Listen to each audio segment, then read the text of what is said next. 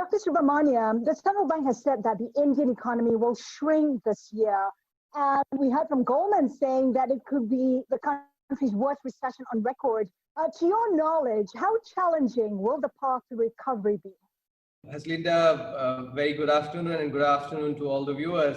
It's important to keep in perspective that this is impact on the economy that has been created by a global pandemic that is by far the most devastating that any of us has encountered in our lifetimes.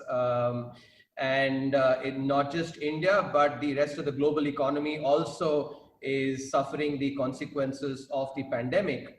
The key aspect that has to be kept in mind is, if you contrast with some of the earlier episodes, whether it was the Asian financial crisis or the global financial crisis, the uncertainty that these crises created were primarily economic. And so governments could, take steps to tackle the uncertainty. In this case, though, the uncertainty stems primarily from the health side.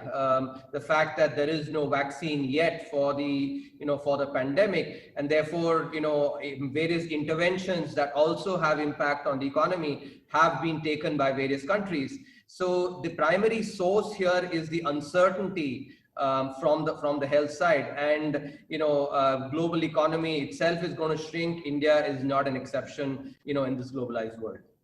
So having said that, realistically, when do you think the recovery will start, and what's your GDP estimate for 2020? Haslinda, I think it is important to again factor in the uncertainty here.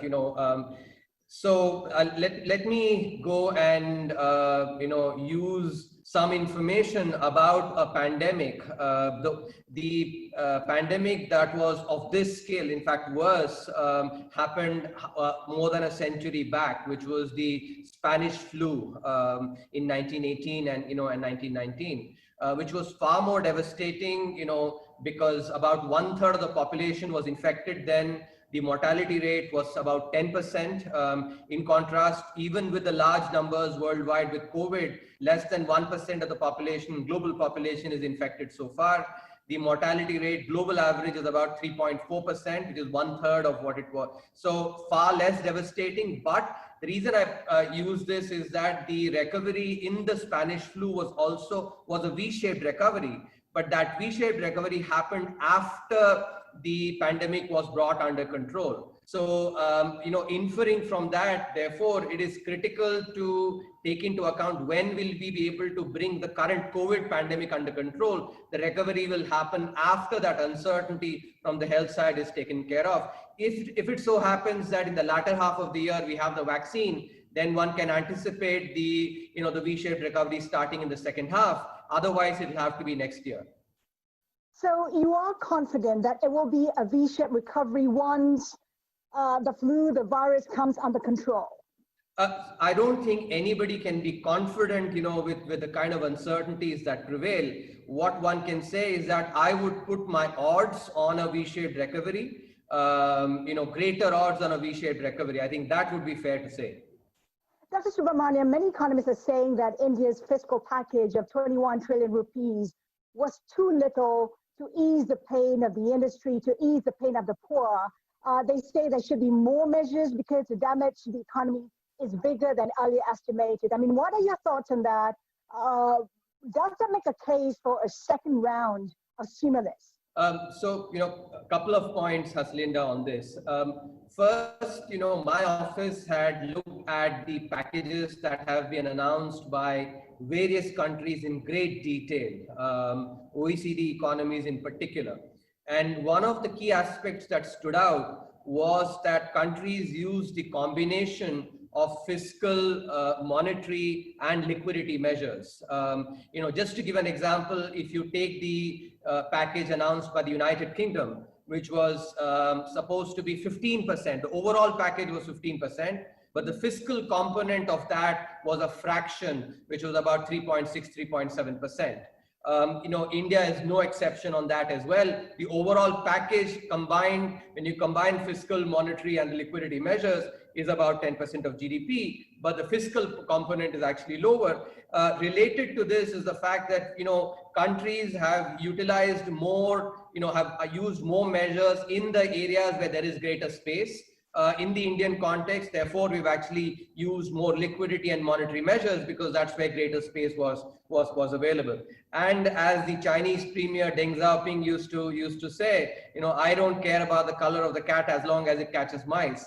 I have a similar philosophy with respect to these measures as well. As long as actually it takes care of the stakeholders and ensures that some of the damages are limited, I think that's all one cares about. The second point being... But having said that, Dr. Subramanian, when you take a look at the actual fiscal impact, according to some economists, it amounts to only 1% of GDP, which is really low.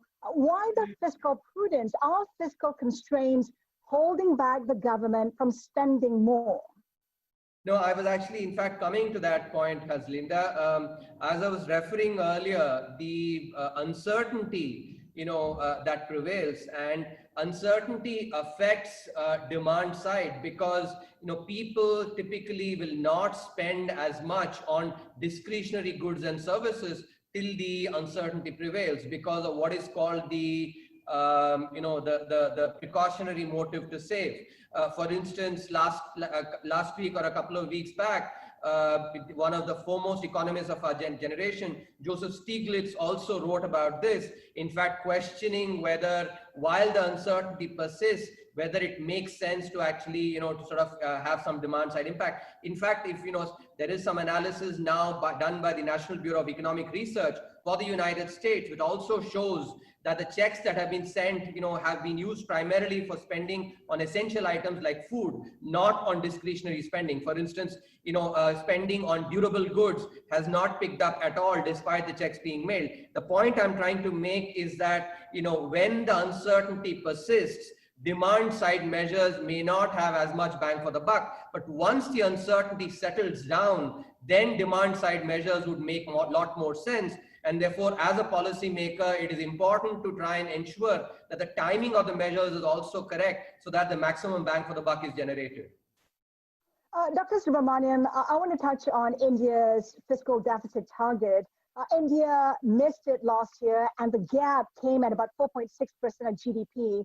Your government had set a target of 3.5% this year. How would that change, considering that the government has announced more than 50% increase in borrowing? Again, Haslinda, I think, these are extraordinary times, and extraordinary times, normal, constraints cannot necessarily be used to understand situations like these. There is going to be an increase in the fiscal deficit because of the, the revenue prospects actually obviously have gotten impacted by the pandemic. The lockdown has actually brought down economic activity. And so, it's undeniable that there will be a fiscal impact. And again, this is something that is not restricted only to India. It will happen worldwide.